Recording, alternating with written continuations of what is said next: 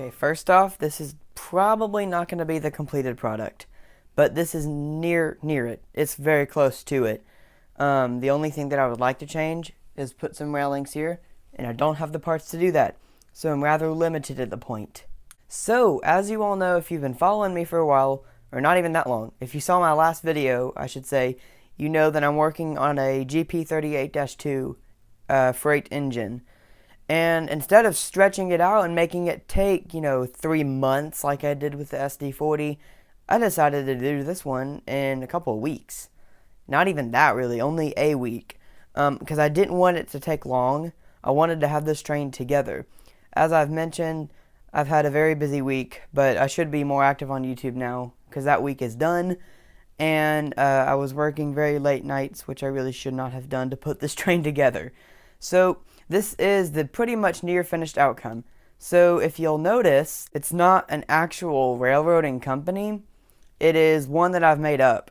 It's based off of one that Lego has had for quite some time.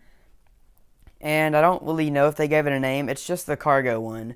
But you'll see the logo on the front. It's the one with the 2 red arrows coming around the globe with the yellow package in the center. I'll show you that in a minute.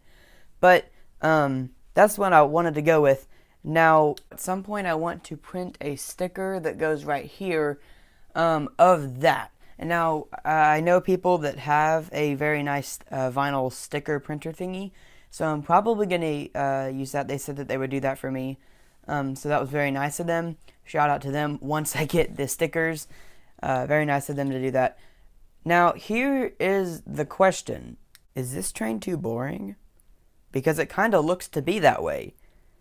It's kind of a boring looking train. Now, I know the GP38-2s in real life are kind of plain looking, which is why I wanted to go with this design.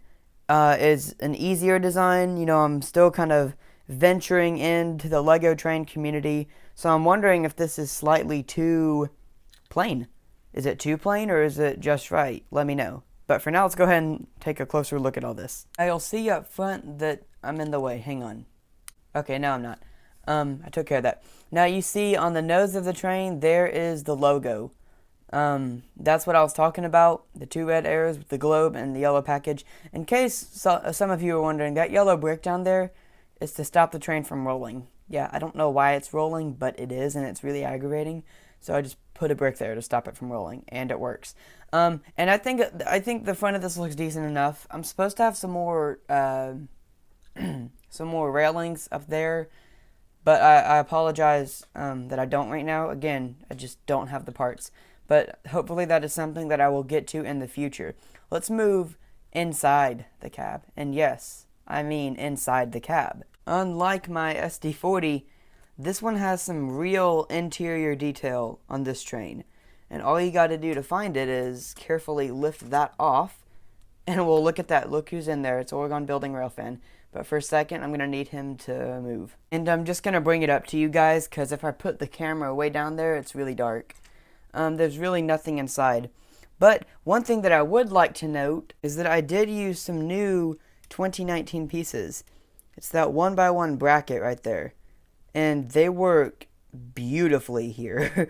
They're the absolute perfect piece for this build, and I'm very glad I got some extra ones from the Overwatch set. So that turned out to be very nice. I'm very glad that I had those because it creates the perfect look. See what I mean? You can hardly even see them. It looks really nice.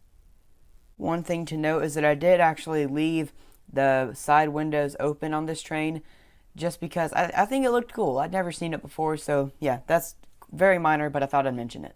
And then down here on the side we have the humpy thing that the SD40s and the GP38-2s have. I don't know what the humpy things are for. Bricks only tell me. I don't. I'm unprofessional. You're professional. That's that. Now this section right here I think looks very good. There's no railing, but I think it's very recognizably a train. What distinguishes an SD40-2 from a GP38 is that on an SD40, these right here, which are completely twisted, I apologize, are actually slanted outwards. That's one of the main differences. That, and sometimes they'll have more vents up here. And speaking of the vents, anybody want to guess what those are from? They're from the Millennium Falcon. Hey, they work, right? And then going over here, it's pretty plain, but those two little studs, they mimic a real detail on the GP38.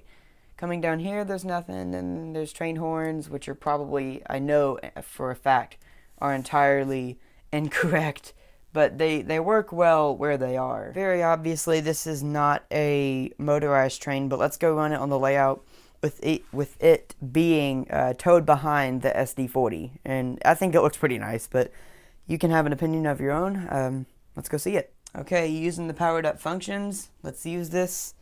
Here we go, let's start it up. Here we go.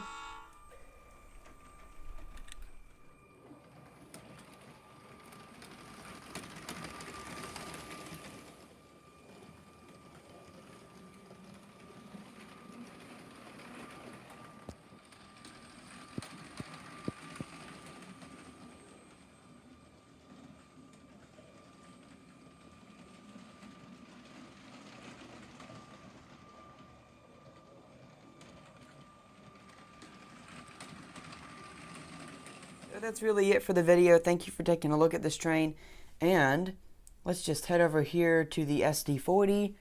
It's gonna look different.